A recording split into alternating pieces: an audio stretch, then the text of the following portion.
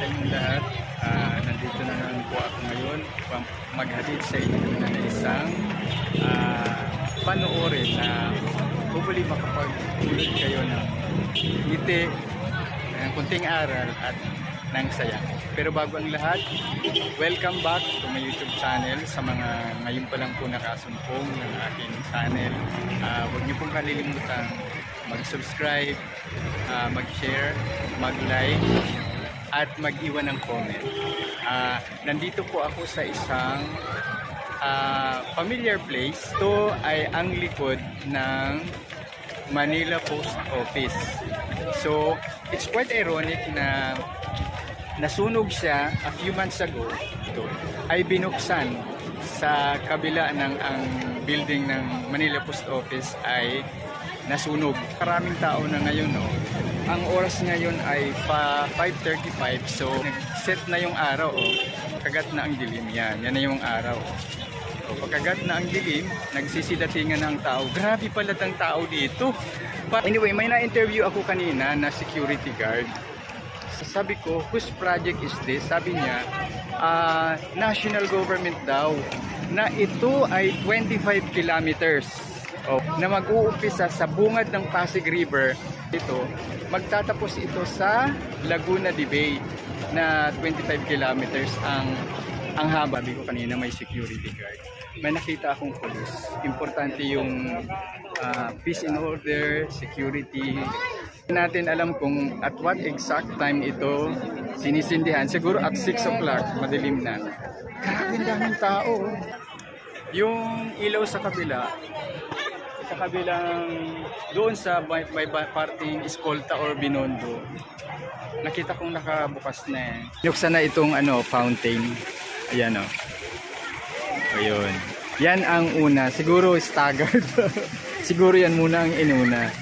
Yan yung sinasabi kong pandang ko sa ilaw.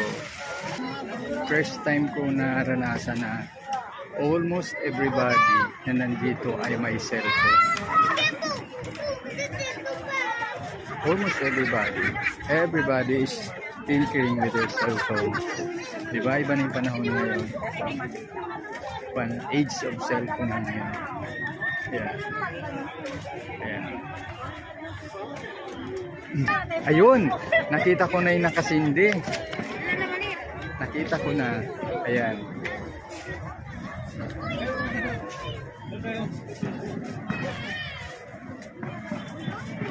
Ayan, nagsindi na. Ito pa lang yung ito pa lang yung nakasindi. Or hindi pa masyado kasing madilim.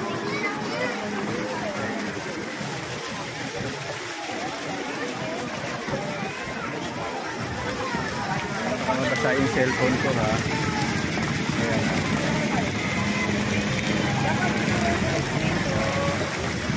tuko na natin ba mamaya.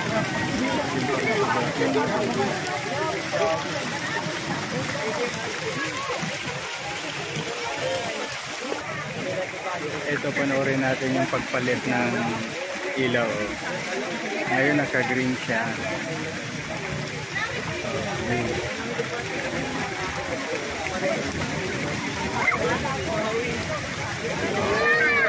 Ayan na.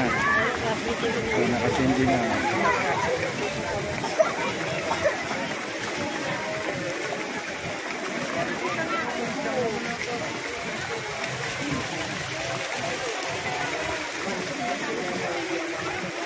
Gusto ko yung punan sa malayuan. Hindi ako makakatakot ako. Hindi ba kanya yun?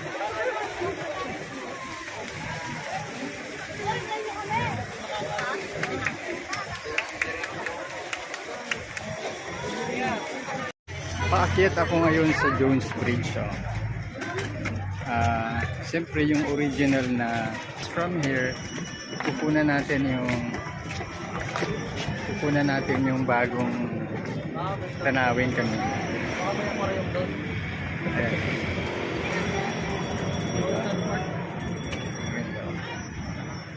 Ito yung lamppost. Itong lamppost na ito, buti hindi ito nagka-issue. Hindi naging political issue ito. So, hindi lang pala doon. mismong dito din sa Jones Bridge. Oh. Napakaganda pala. Actually, ang nakaka-contribute yung ganda sa ganda, yung dami ng tao. Hindi pa sobrang madilim yan, ha.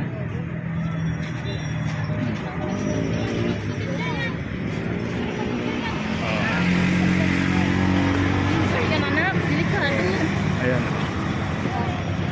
Para tayong sa ano, nasa foreign country.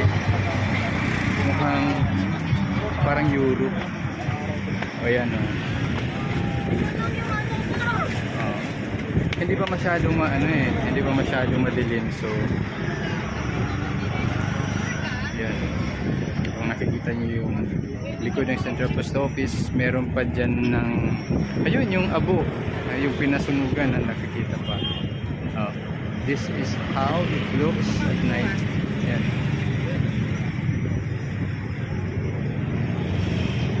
Daming vlogger, ang daming nagba-vlog.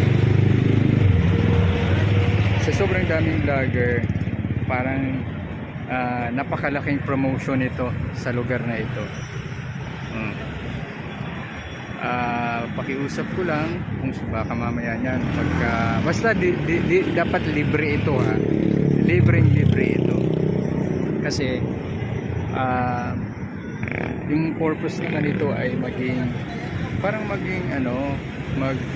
tanggal ng stress sa maraming tao. Ayan. So, iikot ako.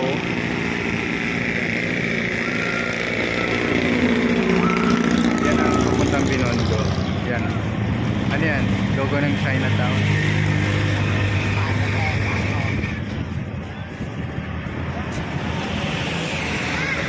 Pasig River. So,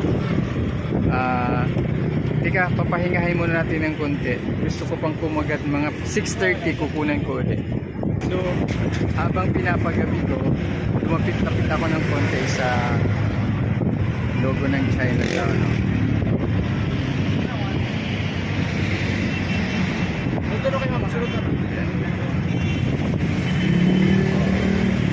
Medyo nandito ako sa may Binondo area, Pating Binondo.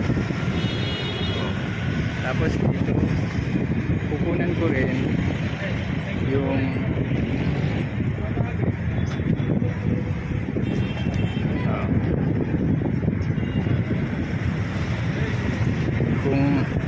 how would it look at a distance, you know? Medyo hindi masyadong clear. Ayan.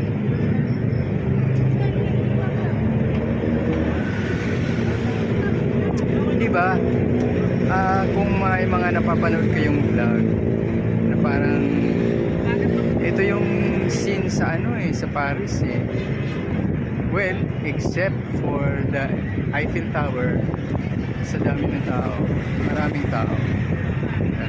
Ang Eiffel Tower lang ang wala. Wag na tayong mag-ambisyon na gumawa ng Eiffel Tower dahil baka bilyon ang halaga nun.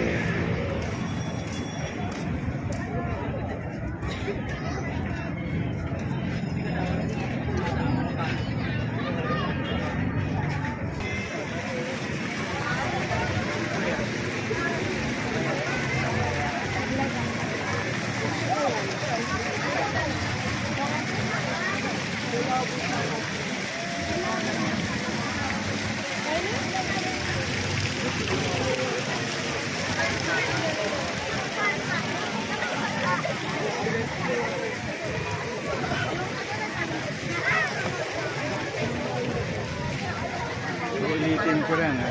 Everybody has a cell phone. This is amazing. Diba?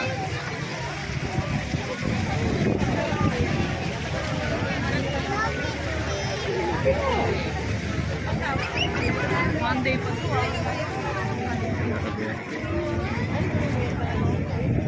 Yan ang loob sa life. Parang dito nalipat yung ano eh, after the Manila Film Festival. Dito ko uli nasaksihan yung sobrang daming tao. Oh. Ayan.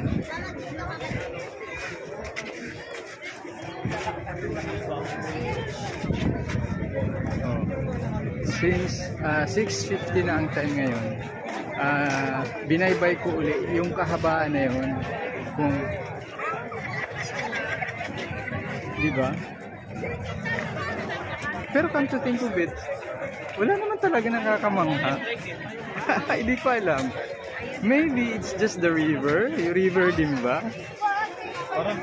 Yung river ba yung nakakaano? Ayan o.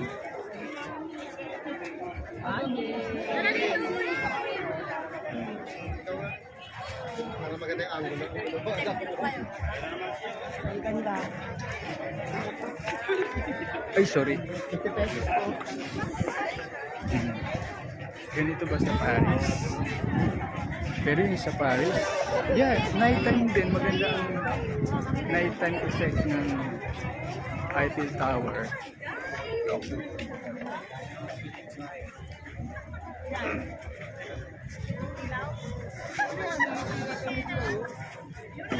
Daming tao. Yung mga viewers ko dyan, yung mga viewers ng vlog ko, kung nandito rin lang naman kayo, wala kayo sa probinsya, or pag yung mga sa probinsya, pag nagawin kayo rito, pasal kayo rito. Yun, sana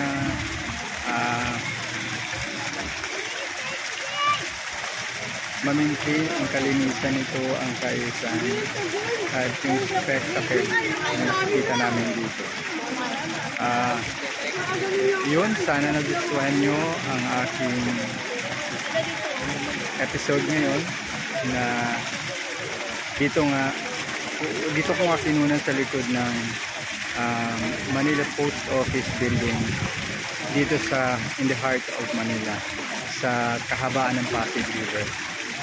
Magkita-kita po tayo sa susunod na episode ng aking vlog. Bye bye sa inyong lahat. God bless.